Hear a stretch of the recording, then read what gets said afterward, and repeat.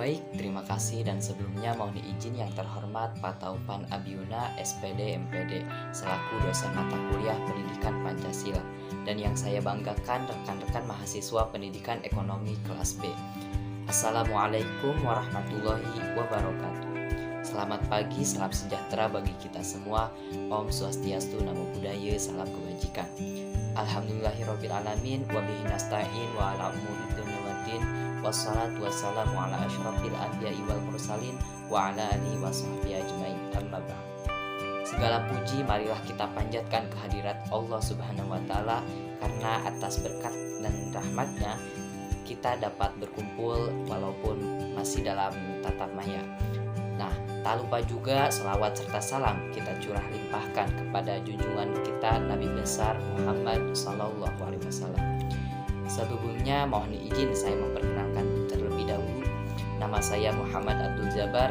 Pada kesempatan kali ini saya akan menjadi moderator untuk membantu jalannya acara presentasi kali ini, yaitu mengenai Pancasila dan dalam kajian sejarah bangsa Indonesia. Nah, untuk anggota dari kelompok 1 itu ada 7 orang.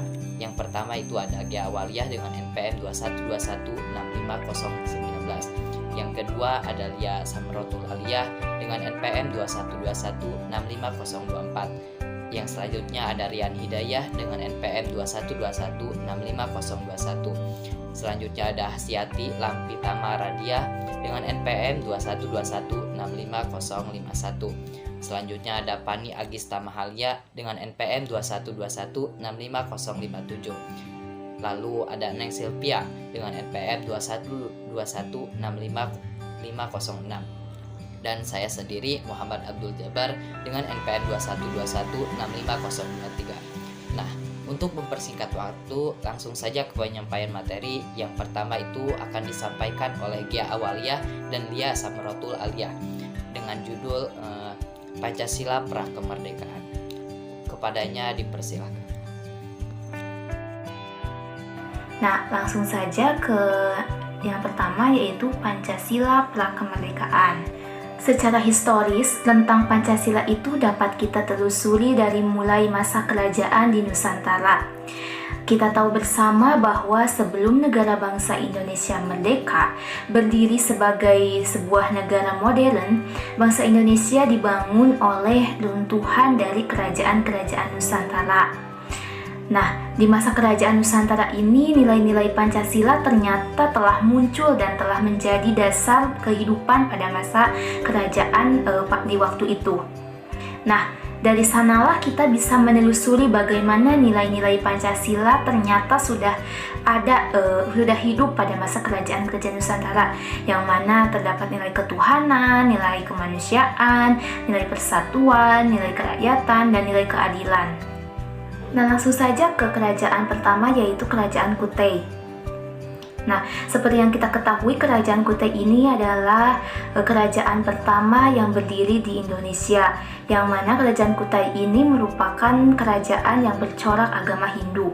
Kerajaan Kutai berdiri pada tahun 400 Masehi dengan rajanya bernama Mulawarman. Nah, di Kerajaan Kutai ini terdapat 7 yupa atau tiang batu yang dibangun oleh para Brahmana. Para Brahmana ini membangun yupa sebagai simbol rasa terima kasih mereka terhadap raja yang dermawan. Nah, selanjutnya Raja Mulawarman beserta masyarakatnya pada waktu itu selalu memberi sedekah kepada para Brahmana.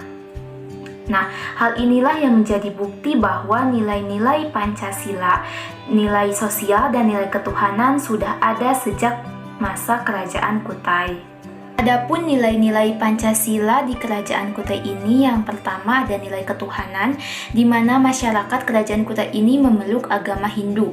Yang kedua ada nilai kerakyatan, yaitu terbukti bahwa masyarakat Kerajaan Kutai ini hidup sejahtera dan juga makmur. Kemudian yang terakhir ada nilai persatuan, terbukti dengan wilayah kekuasaannya meliputi seluruh kawasan Kalimantan Timur. Beralih ke kerajaan selanjutnya, yaitu Kerajaan Sriwijaya. Menurut catatan sejarah, Sriwijaya berdiri pada abad ke-7 di bawah kekuasaan Wangsa Sailendra sekitar tahun 600 sampai 1400 Masehi. Kerajaan Sriwijaya ini dikenal sebagai kerajaan maritim yang mengadakan jalur perhubungan laut. Nah, maka dari itu kerajaan Sriwijaya disebut-sebut sebagai kerajaan terkuat di Sumatera. Sistem pemerintahan kerajaan Sriwijaya yaitu terdapat pegawai pengurus pajak, harta benda kerajaan, serta rohaniawan yang menjadi pengawas teknis, serta pembangunan gedung-gedung dan juga patung suci. Kemudian, kesejahteraan rakyatnya tercermin di dalam sebuah perkataan, Marpuai Vanua Sriwijaya Sidhayatra Subhika, artinya yaitu suatu cita-cita negara yang adil dan makmur. Selanjutnya terdapat nilai-nilai Pancasila pada masa kerajaan Sriwijaya, yaitu ada nilai sila pertama, nilai ketuhanan, yaitu terbukti dengan adanya agama Buddha dan Hindu yang hidup berdampingan secara damai. Kemudian nilai sila kedua, nilai kemanusiaan, yaitu terjalinnya hubungan antara Sriwijaya dengan India atau dinasti Marsa. Yang selanjutnya nilai sila ketiga, nilai persatuan, yaitu terbukti bahwa kerajaan Sriwijaya sebagai kerajaan maritim telah menerapkan sebuah konsep negara kepulauan. Dan kemudian ada nilai sila keempat, nilai kerakyatan, yaitu kerajaan telah memiliki kedaulatan yang luas, yaitu meliputi Siam dan Semenanjung Melayu. Dan yang terakhir ada nilai sila kelima, nilai keadilan, yaitu kerajaan Sriwijaya menjadi pusat pelayanan dan juga perdagangan. Nah, sehingga kehidupan kerajaan Sriwijaya ini sangatlah makmur. Kemudian ada kerajaan-kerajaan sebelum Majapahit. Nah, sebelum berdirinya kerajaan Majapahit ini, ternyata telah berdiri kerajaan di Jawa Tengah dan juga di Jawa Timur. Di antaranya ada kerajaan Kalingga pada abad 8. Kemudian ada juga kerajaan Sanjaya pada abad ke-8. Nah, pada masa kerajaan Sanjaya ini, nilai toleransi dan juga nilai humanisme sudah ada, di mana terbukti dengan adanya kontribusi mereka dalam pembangunan Candi Borobudur, Candi Prambanan, dan juga Candi Kalasan. Nah, selanjutnya ada kerajaan Airlangga. Nah, pada masa kerajaan ini telah terdapat nilai Pancasila, yaitu nilai toleransi dan juga sila kelima, di mana terlihat beberapa agama hidup berdampingan serta membangun kesejahteraan rakyat.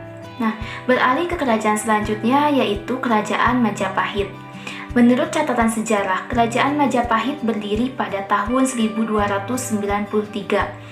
Kerajaan ini mencapai puncak kejayaannya pada masa kekuasaan Hayam Wuruk dengan nama patihnya Gajah Mada, serta dibantu oleh Laksamana Nala yang berkuasa dari tahun 1350 hingga 1389 Masehi. Nah, wilayah kekuasaan Majapahit ini semasa jayanya membentang dari Semenanjung Melayu sampai Irian Barat melalui Kalimantan Timur. Kemudian terdapat nilai-nilai Pancasila pada zaman kerajaan Majapahit. Di antaranya menurut Kaderi, terdapat nilai-nilai keagamaan, nilai persatuan, nilai politik, dan juga nilai musyawarah. Nah, terdapat juga nilai toleransi, yaitu tercermin ketika agama Hindu, Buddha, dan juga Islam berdampingan secara damai. Nah, pada nilai persatuan ini tercermin dalam Sumpah Palapa dan hubungan antar negara, yakni Kerajaan Tiongkok, Ayodhya, Champa, dan juga Kamboja. Baik, itulah sejarah Pancasila pada era pra-kemerdekaan, di mana pada era kerajaan Hindu dan Buddha di Nusantara. Selanjutnya ada sejarah Pancasila pada masa kerajaan-kerajaan Islam, pada masa penjajahan dan perlawanan terhadap penjajah, pada masa kebangkitan nasional, dan juga Sumpah Pemuda yang akan dilanjutkan oleh rekan saya. Kelima, kerajaan-kerajaan Islam. Islam diterima dengan baik di Nusantara dan masuk secara damai. Hampir semua wilayah di Nusantara menjadi kerajaan-kerajaan Islam. Sebelumnya bercorak Hindu-Buddha seperti Kerajaan Demak, Mataram Islam, dan lain-lain. Keenam, penjajahan dan perlawanan terhadap penjajah. Kenapa ada penjajahan? Renaissance yang menjadikan bangsa Eropa kembali bangkit. Perkembangan di Eropa berdampak kurang baik bagi bangsa-bangsa timur karena menjadikannya sebagai wilayah jajahan.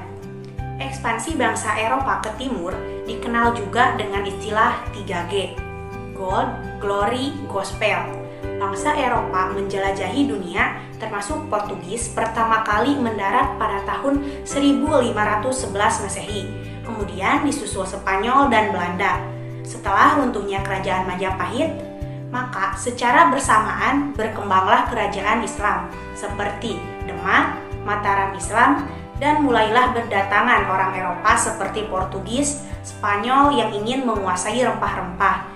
Sehingga pada tahun 1511 Masehi, wilayah Malaka dikuasai Portugis. Dengan kondisi yang seperti ini, perlawanan rakyat pun terjadi di beberapa wilayah, antara lain pada tahun 1817 Masehi di Maluku dipimpin oleh Patimura. Pada tahun 1819 Masehi di Palembang dipimpin oleh Baharudin. Pada tahun 1821 sampai 1837 Masehi di Minangkabau dipimpin oleh Imam Bonjol. Tahun 1825 sampai 1830 di Jawa Tengah dipimpin oleh Pangeran Diponegoro. Tahun 1860 Masehi di Aceh dipimpin oleh Teku Umar, Teku Cikditiro, dan Panglima Polim. Tahun 1894 sampai 1895 Masehi di Lombok dipimpin oleh Anak Agung Made. Tahun 1900 Masehi di Tanah Batak dipimpin oleh Sisinga Mangaraja. Dan perlawanan lainnya juga dilakukan oleh tentara rakyat di setiap wilayahnya.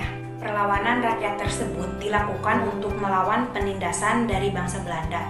Perlawanan terhadap kolonialisme dan imperialisme dimulai pada saat ditemukannya paham humanisme, liberalisme, dan nasionalisme hingga pada akhirnya membawa kepada kemerdekaan bangsa-bangsa di dunia.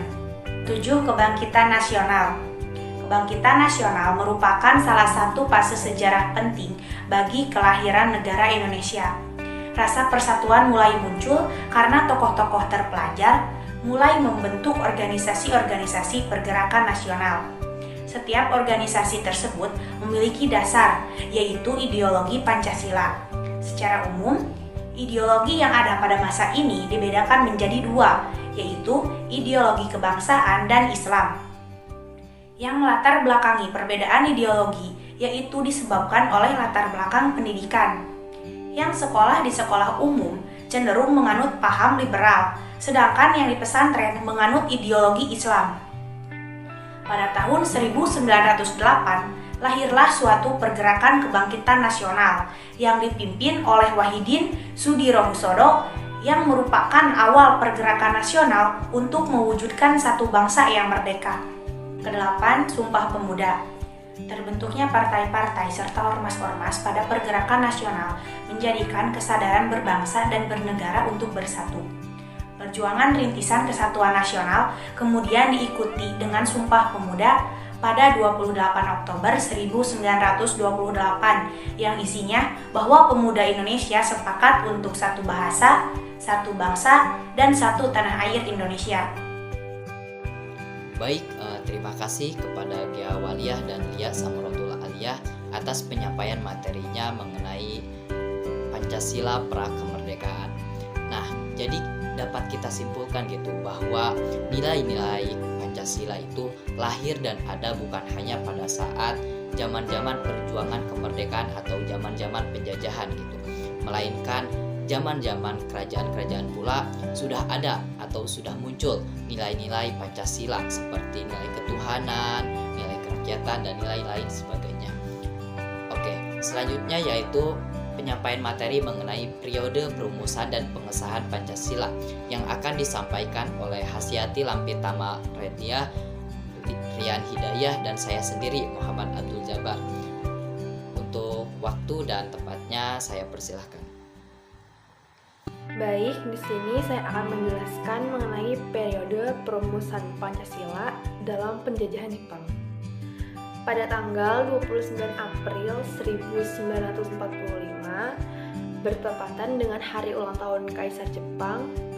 Beliau atas nama pemerintah Jepang memberikan hadiah ulang tahun berupa janji kemerdekaan kepada bangsa Indonesia. Janji itu diberikan seminggu sebelum Jepang menyerah kepada sekutu. Karena di awal tahun 1945, posisi Jepang melemah dari sekutu, diakibatkan dari pendaratan sekutu atau Amerika Serikat di Irian dan jatuhnya Pulau Saipan mengancam posisi Jepang di Indonesia. Untuk itu, pada tanggal 29 April 1945 dibentuklah BPUPKI atau Dokuritsu Zunbi Kosokai. BPUPKI diketuai oleh Dr. Raciman Widjodiningrat dengan jumlah anggota 69 orang. Tujuan dari BPUPKI adalah mempelajari dan menyelidiki hal-hal penting yang berhubungan dengan pembentukan negara Indonesia. Badan ini kemudian mengadakan 2 kali sidang. Sidang yang pertama pada tanggal 29 Mei sampai 1 Juni 1945 yang menghasilkan usul dan pendapat mengenai dasar negara yang akan dipakai sebagai fondasi dari Indonesia merdeka. Dengan segala perundingan terjadi, maka antara 4 orang dari kaum kebangsaan atau nasionalis dan 4 orang dari pihak Islam, tanggal 22 Juni 1945, Panitia 9 kembali bertemu dan menghasilkan rumusan Piagam Jakarta. Akan tetapi, Piagam Jakarta mengalami koreksi pada sila pertama menjadi ketuhanan yang Maha Esa. Lalu sidang BPUPKI yang kedua yaitu pada tanggal 10 sampai 16 Juli 1945 yang dipusatkan pada rancangan UUD beserta pembukaannya. Panitia perancang undang-undang yang diketuai oleh Soekarno menyetujui bahwa pembukaan undang-undang diambil dari Piagam Jakarta. Kemudian untuk merumuskan undang-undang, panitia perancang membentuk lagi panitia kecil yang diketuai oleh Profesor Dr. Hussein.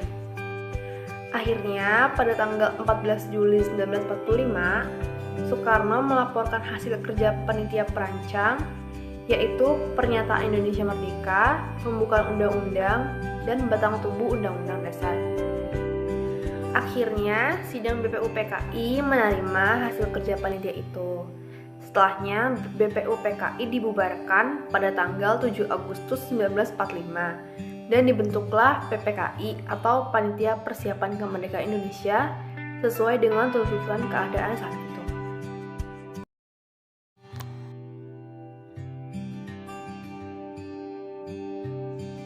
Baik, di sini saya akan melanjutkan penyampaian materi mengenai perumusan Pancasila. Nah, perumusan Pancasila ini diawali dengan adanya pembentukan PPKI atau dalam bahasa Jepangnya yaitu Dokuritsu Junbi Inkai, di mana PPKI ini merupakan kelanjutan dari BPUPKI yang diketuai oleh Insinyur Soekarno dan wakil ketuanya yaitu Muhammad Hatta. Anggota dari PPKI ini sendiri yaitu berjumlah 27 orang, di mana 21 orang anggota resmi dan 6 orang tanpa pengetahuan dari negara Jepang gitu. Nah, PPKI ini dibentuk pada tanggal 7 Agustus 1945 dengan tujuan menyegerakan proklamasi dan sistem ketatanegaraan Indonesia gitu. Jadi tugas dari PPKI ini untuk mempersiapkan dari kemerdekaan bangsa Indonesia. Selanjutnya yaitu ada peristiwa Rengas Dengklok, di mana peristiwa ini merupakan terjadinya perbedaan pendapat antara golongan muda dan golongan tua. Golongan muda ini terdiri dari seperti Sukarni, Wikana, dan Khairul Saleh. Selanjutnya yaitu dari golongan tua ada Soekarno, Muhammad Hatta, dan Ahmad Subarjo. Nah, peristiwa Rengas Dengklok ini terjadi pada tanggal 16 Agustus 1945 pada pukul 3 waktu Indonesia Barat. Jadi sebelum tanggal 17 Agustus gitu. Soekarno dan Muhammad Hatta itu dibawa ke Rengas Dengklok yaitu Karawang untuk didesak memproklamasikan kemerdekaan bangsa Indonesia, dan pada akhirnya terjadi kesepakatan antara golongan muda dan golongan tua mengenai pelaksanaan proklamasi, yaitu dilaksanakannya terutama setelah Jepang mengalami kekalahan di Perang Pasifik. Nah, selanjutnya yaitu adanya pelaksanaan proklamasi. Nah, seperti yang kita ketahui, teks proklamasi itu didiktekan oleh Muhammad Hatta dan ditulis oleh Insinyur Soekarno.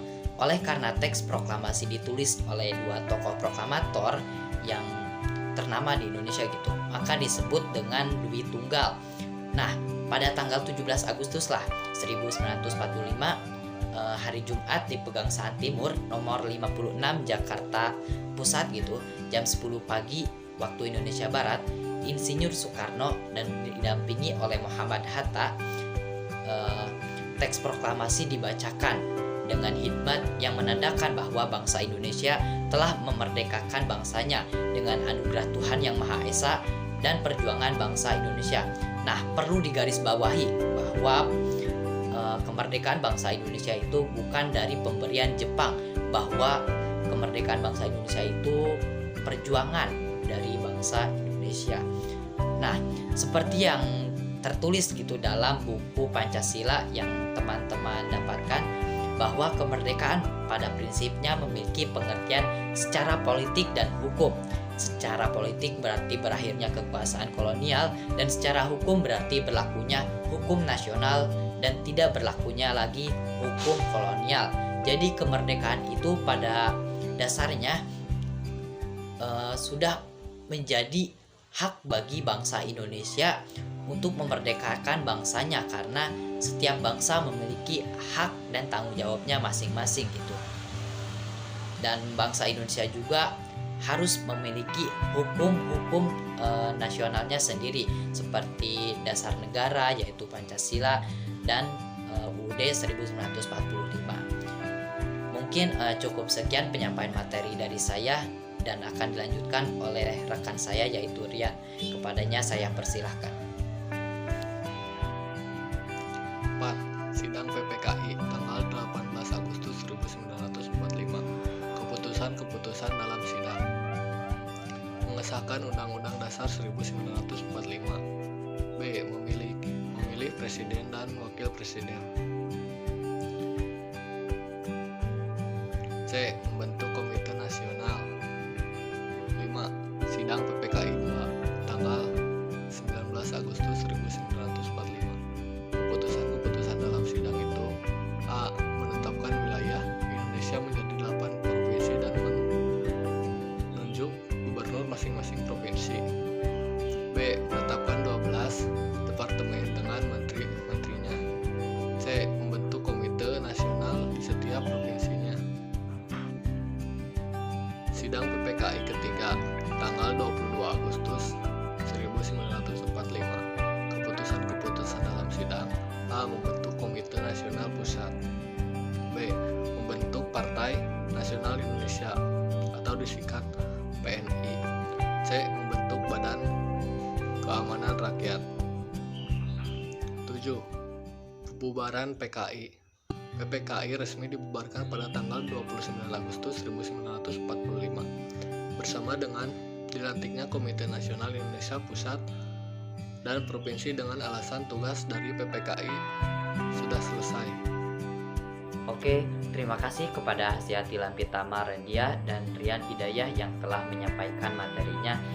Nah, dari penjelasan yang sudah dipaparkan gitu, kita memahami bahwa Pancasila lahir sebagai dasar negara itu melalui banyak sekali proses, mulai dari penyampaian rumusan oleh beberapa tokoh Indonesia, pemilihannya, lalu ada juga beberapa perubahan dan lain sebagainya gitu. Jadi kita sebagai generasi muda, generasi penerus bangsa Indonesia itu harus menghargai nilai-nilai Pancasila gitu untuk menciptakan cita-cita Indonesia gitu. Oke, selanjutnya yaitu penyampaian materi mengenai era pasca kemerdekaan yang akan disampaikan oleh Fani Agista Mahalia dan Neng Silvia.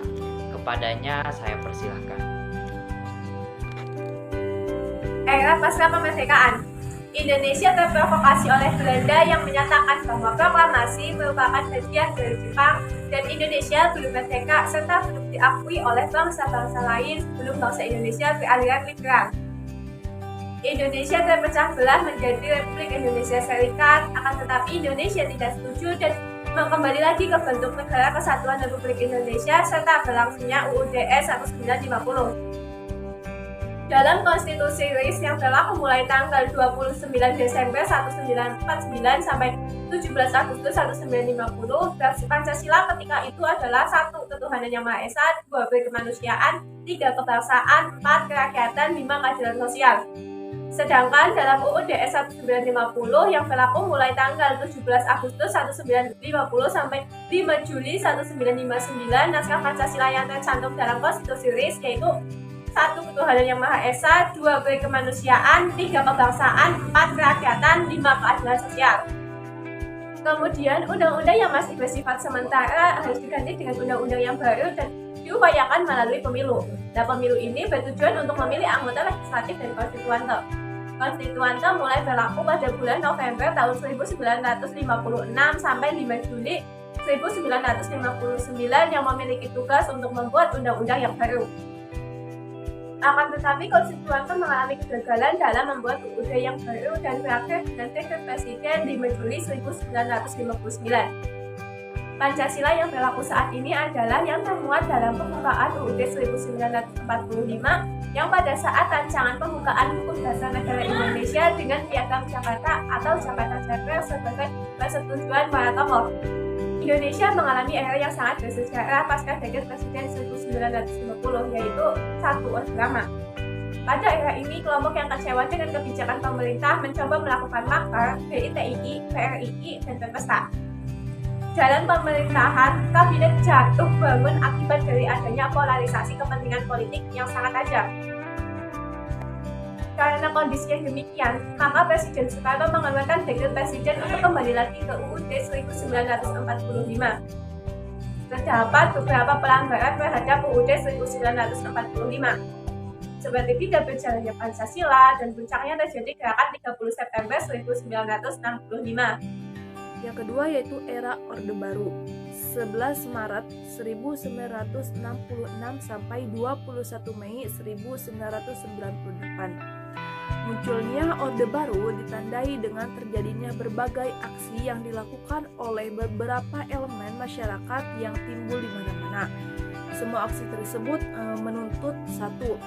A. Pembukaan PKI dan ormas-ormasnya. B. Pembersihan kabinet dari unsur-unsur gerakan 30 SPKI. Dan yang terakhir, penurunan harga. Ketiga tuntutan tersebut dikenal dengan istilah Tritura atau disebut juga 3 tuntutan rakyat. Sebagai perwujudan dari rasa keadilan, kesejahteraan, dan kebenaran.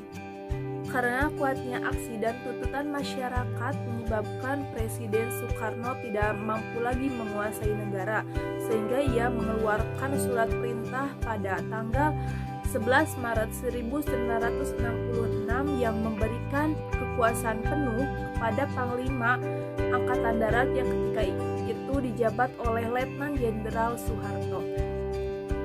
Kemudian dalam perjalanan pemerintahannya, Orde Baru telah melaksanakan pemilihan umum pada tahun 1973 yang menghasilkan terbentuknya MPR dengan misi yang diembannya yang meliputi 1.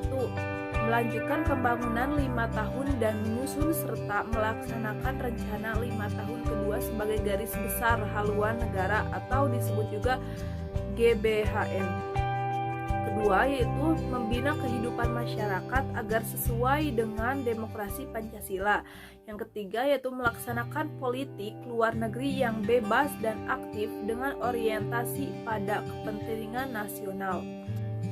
Sejak saat itu, Orde Baru secara berangsur-angsur melaksanakan program-programnya dalam rangka untuk merealisasikan pembangunan nasional dan mewujudkan pengamalan nilai-nilai dari Pancasila dan Undang-Undang Dasar 1945.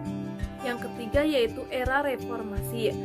Reformasi terjadi disebabkan oleh 1.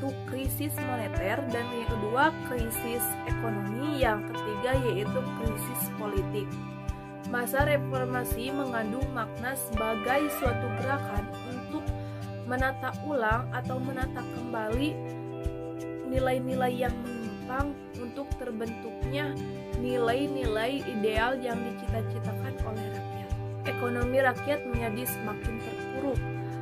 Sistem ekonomi menjadi kapitalisme di mana kekuasaan ekonomi di Indonesia berada pada sebagian kecil penguasa dan konglomerat.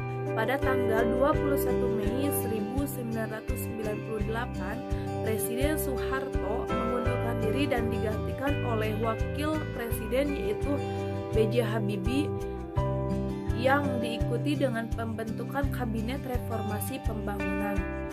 Diangkatnya B.J. Habibie sebagai presiden dipaksakan harus berpikir cepat dalam menyelesaikan agenda reformasi, diantaranya dalam ekonomi, politik, hukum, dan hak asasi manusia.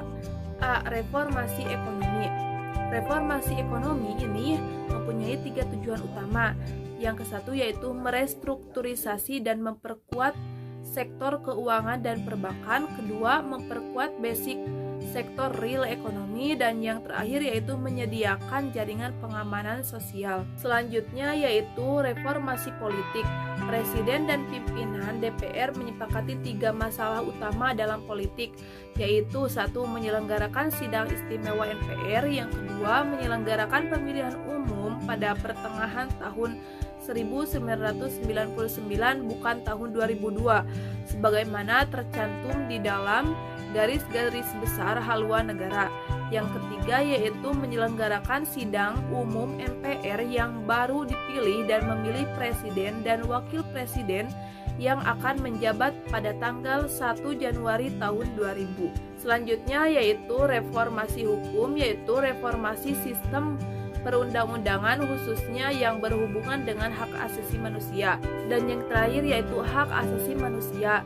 Secara umum, pemerintahan B.J. Habibie juga mengantarkan rakyat Indonesia untuk melaksanakan reformasi secara menyeluruh karena ada beberapa hal penting yang menjadi tuntutan rakyat di era reformasi, yaitu ke-1, perubahan pemerintah yang sentralisasi menuju pemerintahan yang desentralisasi, dan yang kedua, penghapusan dui fungsi ABRI, dan yang ketiga, perubahan orientasi sistem perekonomian nasional.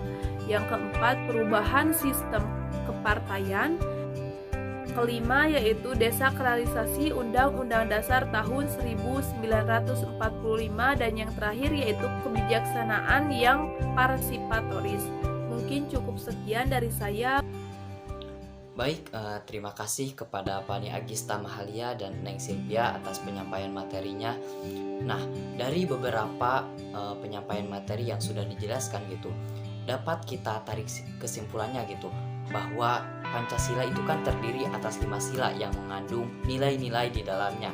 Nilai-nilai tersebut diwujudkan sebagai pengamalan dalam kehidupan masyarakat, yakni masyarakat zaman dulu gitu, zaman-zaman kerajaan. Nah, seiring dengan arus globalisasi, penerapan nilai-nilai Pancasila kian memudar di tengah-tengah kehidupan masyarakat, sehingga Pancasila tidak mampu lagi menjadi pandangan bagi masyarakat Indonesia gitu. Hal ini juga meliputi para generasi muda Indonesia, salah satunya yaitu kita sendiri, mahasiswa Indonesia. Sebagai generasi muda, kita itu merupakan penerus generasi bangsa Indonesia gitu. Diharapkan kita bisa membawa perubahan yang lebih baik bagi bangsa Indonesia, karena dengan tentunya berpedoman gitu pada nilai-nilai Pancasila itu sendiri.